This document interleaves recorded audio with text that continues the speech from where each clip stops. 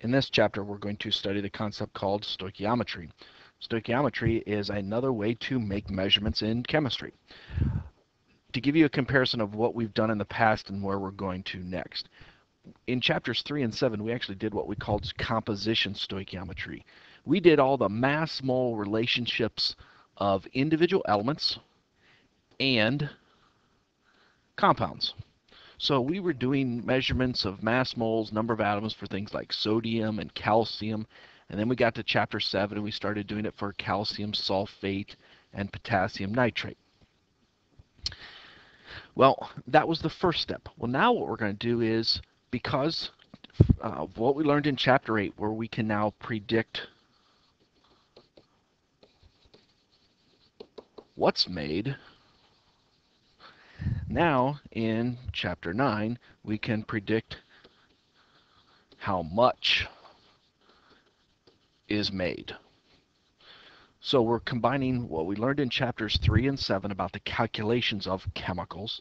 We're taking chapter 8 where we're learning how to predict the outcome of a reaction. Now we're going to combine those two to do both. So not only is it a qualitative measurement, what's there, but also a quantitative measurement, meaning how much is there. If we know one chemical, if we know its amounts, then we can define the amounts of all other chemicals in a reaction. Know one piece, we can eventually figure out all the other pieces. So, a couple of little things here. We're not getting into specific calculations, we're just kind of laying out the groundwork. So really we're going to have 4 types of situations that we are going to address. And here's basically the setup for it. In the question or in the problem, they're going to give you some amount of some chemical A. And they're going to ask you to solve or find some amount of chemical B. Now here's the thing I need to break you of. A does not mean it's on the left side of the reaction, like it's a reactant, and B does not mean it's on the right side. It could be anything. A just means given. B means the chemical we're trying to find. So I'm giving you kind of a generic or skeleton setup or calculation here. So the 4 types.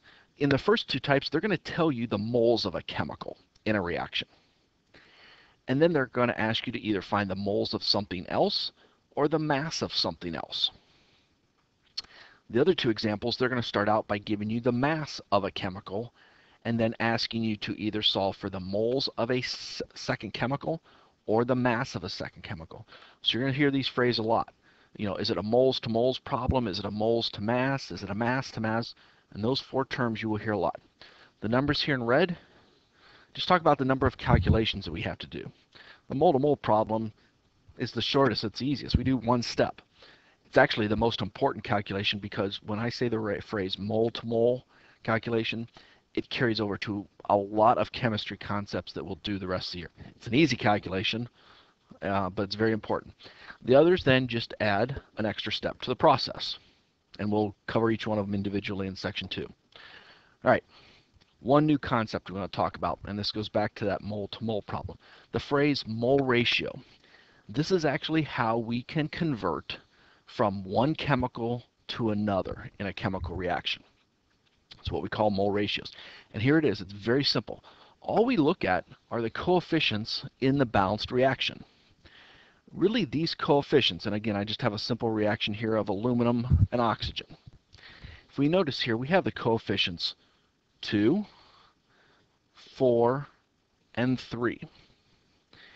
Those coefficients 2, 4, and 3 is a proportion. It's a ratio. It's a ratio of the relative amounts for those 3 chemicals. Now, more specifically though, it is a mole ratio. So what that means is aluminum oxide compared to aluminum, if they react, they're always going to react in a 2 to 4 or 1 to 2 proportion. You're always, however much Al2O3 you have, you're always going to make twice as much Al, twice as many moles not grams, moles. This is huge here. We've got to remember it's a mole ratio, not a mass ratio. So it's simply proportion. And all we need, the only information we need, is the chemical reaction. Okay? So we'll talk about that a lot, writing those ratios, writing those proportions. All right, next thing, molar mass. We learned molar masses in chapter 3 and chapter 7, and it's simply, just add up all the atoms in a compound. Al2SO4 3. Oh, it's 2 aluminums, 3 sulfurs, 12 oxygens. Look them up on the periodic table, done. And that does not change. Here's the key piece though. You don't use coefficients from within a reaction.